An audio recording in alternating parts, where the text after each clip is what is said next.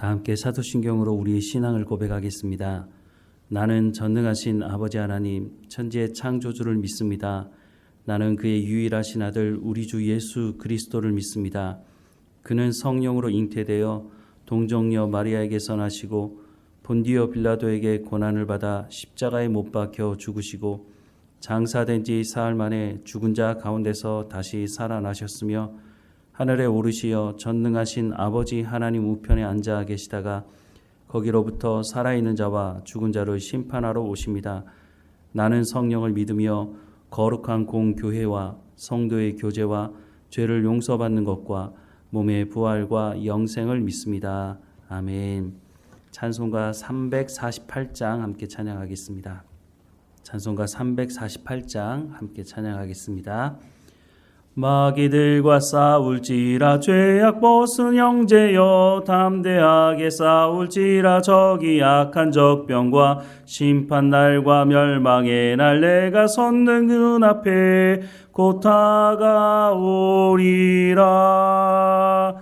영광 영광 할렐루야 영광 영광 할렐루야 영광 영광 할렐루야 곧 승리하리라.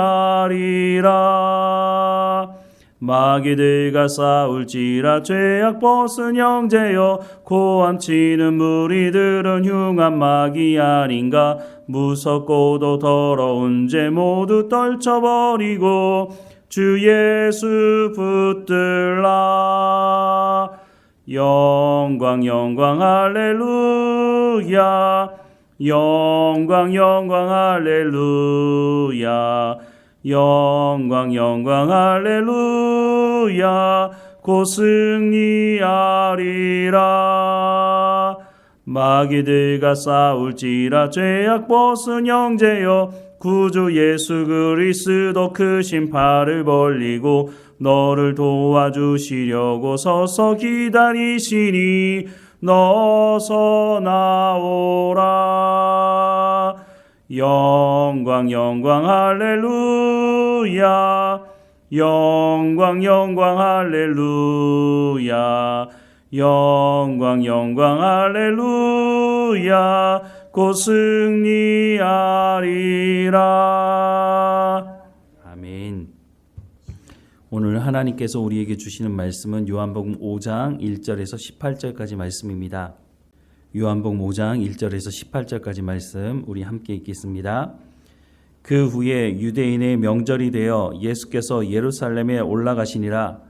예루살렘에 있는 양문 곁에 히브리 말로 베데스다라 하는 못이 있는데 거기 행각 5이 있고 그 안에 많은 병자, 맹인, 다리 저는 사람, 혈기 마른 사람들이 누워 물의 움직임을 기다리니 이는 천사가 가끔 못에 내려와 물을 움직이게 하는데 움직인 후에 먼저 들어가는 자는 어떤 병에 걸렸든지 낫게 되미로라. 거기 38해 된 병자가 있더라. 예수께서 그 누운 것을 보시고 병이 벌써 오래된 줄 아시고 이르시되 내가 낫고자 하느냐.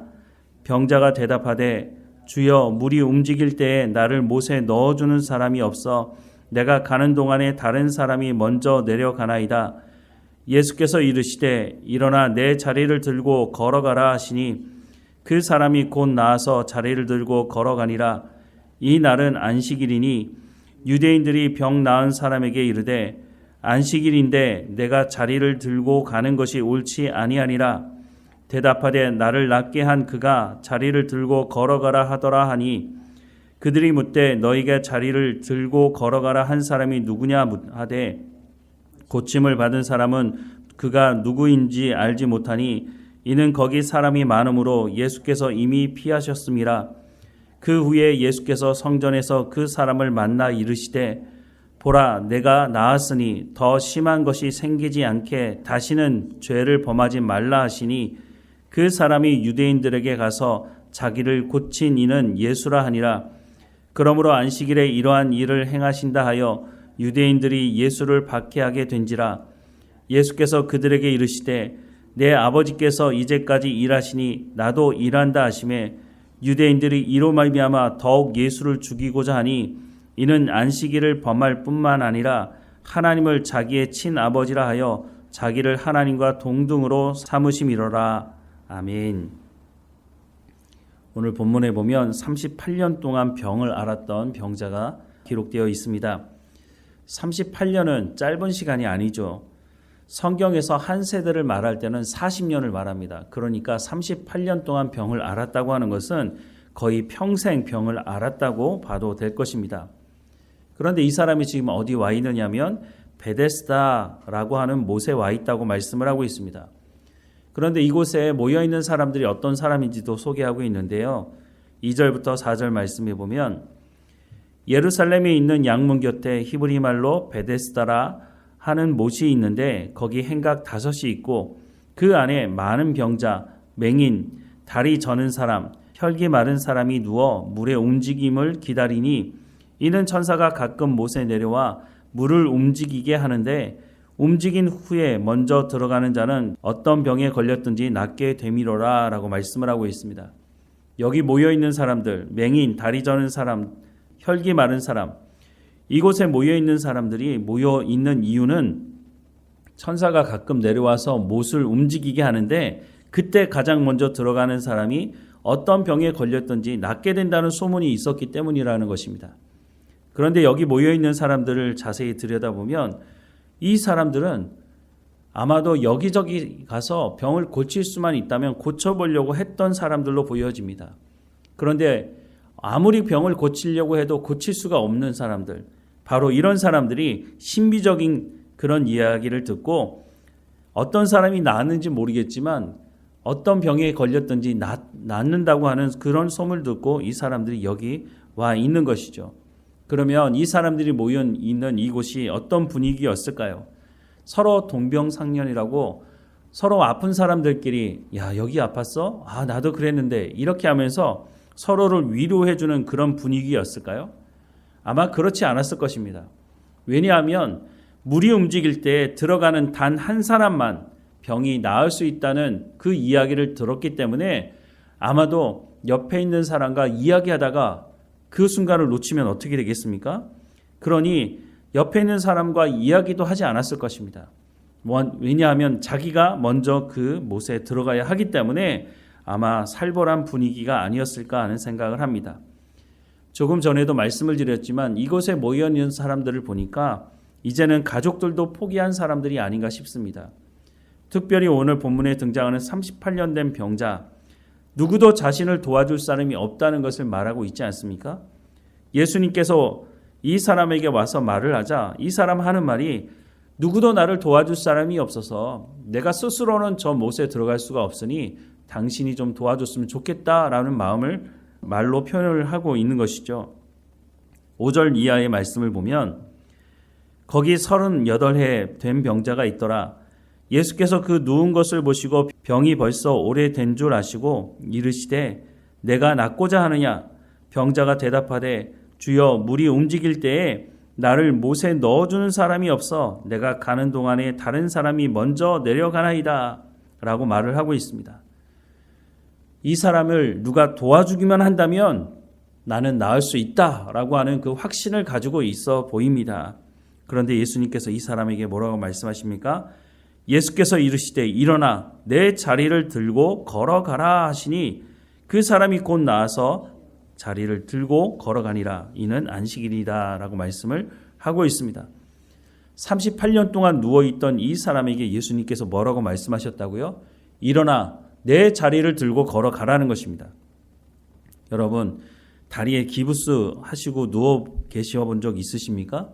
한 달만 누워 있어도 바로 일어나서 걷는 것이 쉽지 않습니다. 그런데 이 사람은 38년 동안 병을 앓았다고 말하고 이제는 누구의 도움이 없이는 일어날 수조차 없는 사람이었습니다. 그런데 예수님께서 이 사람을 향해서 일어나서 내 자리를 들고 걸어가라고 말하고 있으니 처음에는 이 사람이 이 말을 듣고 황당해했을 것입니다. 아니 도대체 누군데 내가 지금 병이 오래된 줄 모르나? 내가 지금 누워서 아무것도 할 수 없다고 말하고 있지 않은가? 그런데 나한테 일어나서 걸어가라고? 말도 되지 않는 이야기라고 생각을 했을 것입니다. 그런데 이 사람이 예수님을 바라보자 자신의 몸에 변화가 일어나는 것을 아마 경험했을 것입니다. 그러니까 일어나서 걸어가지 않았겠습니까? 이 사람이 병이 낫고 돌아간 이후에 네가 왜 안식일에 행하지 말아야 될 것을 해냈냐 사람들이 따지게 되죠. 왜냐하면 안식일에는 들 것을 가지고 걸어가면 안 된다는 규정을 자신들이 만들어 놨기 때문입니다. 이 사람도 아니 어떤 사람이 나한테 들고 가라고 해서 나는 그 말을 듣고 그냥 움직였을 뿐이다 라고 말을 하죠. 그때 그러면 그 말을 한 사람이 누구냐라고 물었을 때 글쎄요 나 모르겠는데요. 왜냐하면 사람들이 너무 많았기 때문이라고 말하고 있습니다. 그리고 나중에 성전에서 예수님께서 이 사람을 만나게 되고 예수님께서 이 사람에게 이 말씀을 하시고 있는 거죠. 14절 말씀에 보면 그 후에 예수께서 성전에서 그 사람을 만나 이르시되 보라 내가 나았으니 더 심한 것이 생기지 않게 다시는 죄를 범하지 말라라고 말씀하고 있습니다. 이 말씀을 들은 이 사람이 가서 나를 고친 사람이 예수다라고 말을 합니다. 이 사람이 병이 걸린 이유가 죄를 범했기 때문이라고 예수님께서 말씀하시면서 더 큰 병이 걸리지 않도록 다시는 죄를 범하지 말라고 말씀해 주고 있습니다. 예수님께서 이 사람에게 죄를 짓지 말고 다시는 병에 걸리지 말라고 하신 이 말씀의 핵심적인 말씀이 뭘까요? 죄를 짓지 않으려면 어떻게 해야 될까요? 하나님의 말씀을 듣고 순종해야 죄를 짓지 않을 수 있는 것이죠. 즉 예수님께서 이 38년 된 병자를 고친 가장 중요한 이유는 네가 하나님의 말씀을 들어야 하고 하나님의 말씀을 듣고 하나님의 백성다운 순종하는 삶을 살아갈 때에 참 기쁨과 감사가 네 삶에 있을 것이다. 다시는 이 병이 너를 점령하지 못할 것이다 라고 하는 말씀을 해주시고 있는 것이죠. 예수님은 단순히 병을 고치는 것이 목적이 아니라고 하는 것을 말씀해주고 있습니다. 예수님의 목적은 하나님의 말씀을 듣게 하고 평생 하나님과 동행하며 하나님과 친밀한 인격적인 교제를 할 수 있도록 하기 위한 것이다 라고 하는 것을 말씀해주고 있는 것이죠. 오늘 우리도 마찬가지입니다. 우리가 어떤 문제를 가지고 예수님께 기도할 수 있습니다. 예수님 이 문제를 해결해 주십시오. 내가 해결할 수 없는 부분입니다. 그게 육체의 문제이든지 정신적인 문제이든지 재정적인 문제이든지 어떤 문제이든지 간에 예수님 이 문제를 해결해 달라고 하나님께 나아갈 수 있는 것이죠. 그런데 중요한 것은 그 문제가 해결된 다음에 우리가 하나님의 말씀을 온전히 믿고 하나님 말씀 듣기를 사모하며 하나님께 나아가고 있느냐 하는 것입니다. 예수 믿는 사람들에게 많은 이런 영적인 경험들이 있습니다. 그런데 그 이후에 우리가 하나님의 말씀을 듣고 순종하는 삶 가운데 나가지 않으면 우리의 삶이 변화되지 않는다는 것입니다. 38년 동안 병을 앓았던 이 사람이 나음을 입은 건 너무 감사한 일이지만 이 사람이 하나님의 말씀 듣기를 사모하고 하나님 말씀을 듣고 순종하는 삶이 이 이후에 없다면 이 사람에게는 이전에 앓던 병보다 더 큰 병을 앓게 될 것이라고 예수님 말씀해 주고 있는 것입니다. 오늘 우리가 그리스도의 장성한 분량에 이르기 위해서는 무엇보다 우리의 문제를 가지고 하나님께 나가서 기도함으로 이 문제가 해결되는 그 영적인 경험, 그것도 중요하지만 더 중요한 것은 하나님, 내가 하나님의 말씀을 듣고 순종하겠습니다. 하나님의 말씀을 따라 내가 살아가겠습니다. 하나님과 인격적인 교제 가운데 나가겠습니다. 라고 하는 하나님의 말씀을 붙들고 살아가는 삶이 정말로 중요하다고 하는 것을 말씀해 주고 있는 것입니다. 그런데 많은 사람들은 38년 동안 병을 앓았던 그 사람이 나은 것에만 집중하고 있는 것이죠. 우리가 집중해야 하는 것은 하나님의 말씀을 붙들고 살아가는 삶이라고 하는 것을 다시 한번 마음 깊이 깨닫고 하나님 앞에 나가서 하나님 오늘도 말씀해 주십시오. 하나님의 말씀에 순종하는 삶을 살아갈 수 있도록 성령께서 내 삶을 주관하시고 인도해 달라고 기도하며 하나님과 동행하는 우리의 삶이 되기를 주님의 이름으로 축원합니다. 기도하겠습니다. 사랑하는 하나님, 오늘 우리 가운데도 말씀하시는 그 하나님 앞에 겸손하게 엎드리게 하시고 하나님의 말씀에 귀를 기울이게 하셔서 내 삶의 현장에서 하나님의 말씀을 성령의 열매로 맺어가는 말씀에 순종하는 삶이 있도록 오늘도 성령의 충만함으로 우리의 삶을 주관하시고 인도해 주옵소서. 어느 곳에 있든지 깨어있게 하시고 이 시대를 분별하게 하시고 하나님의 말씀을 따라 순종하며 살아가는 우리의 삶을 통해서 세상 사람들이 하나님이 누구이신지를 알 수 있도록 우리의 손과 발을 통해서 우리의 언어를 통해서 복음이 증거되는 삶이 될 수 있도록 은혜를 허락해 주옵소서. 우리 삶의 모든 문제를 하나님 앞에 내려놓습니다.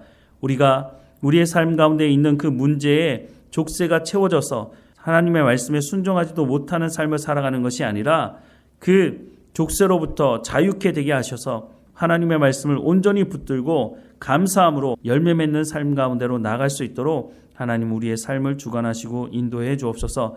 어느 곳에 있든지 하나님과 동행하며 감사하는 이 하루 될 수 있도록 인도해 주옵소서. 우리와 함께 하시는 하나님께 감사하고 예수님의 이름으로 기도드립니다. 아멘.